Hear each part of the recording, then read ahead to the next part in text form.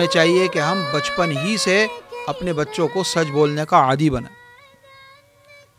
कि वो हमेशा सच बोले। ज़रूरी है कि हम बचपन ही से बच्चों को अमानतदार बनाने की कोशिश करें। कभी कभी उनको कुछ थोड़े से पैसे दे दिए जाएं और उनसे जो है वो कुछ छोटा छोटा जो है उनसे कोई सौदा मंगवाया जाए। फिर उनको इस बात की आदत डाली जाए कि उनसे ये पूछा जाए कि बेटा ये सौदा कितने का लाए, कितने पैसे आपको दिए थे, कितने जो है वो उसमें से बचा के लाए।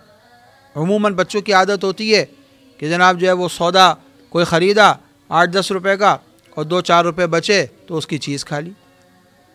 माँ बाप भी कहते हैं चलो कोई बात नहीं 2-4 रुपये नहीं, ये 2-4 रुपये ही से जो है बच्चों को आदत डालनी चाहिए।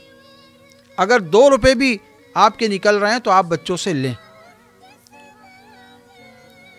जैसे वो कहा जाता है ना कि भाई जो है वो हिसाब तो पाई पाई का, बख्शिश लाखों की। वैसे आप लाखों दे दें, हज़ारों दे दें, लेकिन अगर आपने उनको अमानतन पैसे दिए हैं किसी चीज़ के लाने के लिए तो अब आप उनसे पूछें कि बेटा इसमें से कितने बचे, ताकि बच्चों को शुरू ही से इसकी फ़िक्र हो, इसकी आदत डले। और अगर जो है वो बच्चा कहीं गलत बयानी से काम ले, कहीं झूठ से काम ले, तो हम बच्चों की बाकायदा तरबियत करें, उनकी परवरिश इस तौर पर करें।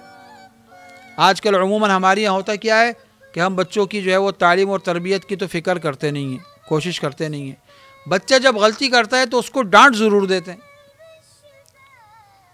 अब ये तो नहीं बताया हमने कि बेटा झूठ बोलना बुरी बात है, झूठ बोलने से अल्लाह नाराज़ होते हैं, झूठ बोलने से आप सल्लल्लाहु अलैहि वसल्लम नाराज़ होते थे।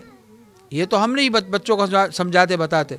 जहाँ कहीं बच्चे को देखा कि भाई इसने कहीं झूठ बोल दिया तो उसको पकड़ के डांटना शुरू कर दिया, बुरी बात है, झूठ नहीं बोलना चाहिए, तुम झूठ बोल रहे हो। नहीं, ये तो देखें कि हमने इससे पहले बच्चे को कितनी दफ़ा समझाया और बताया। خلقها الكون كل الناس